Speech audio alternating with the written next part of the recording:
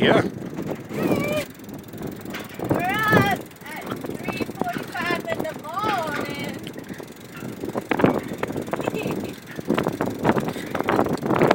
This is just a test run.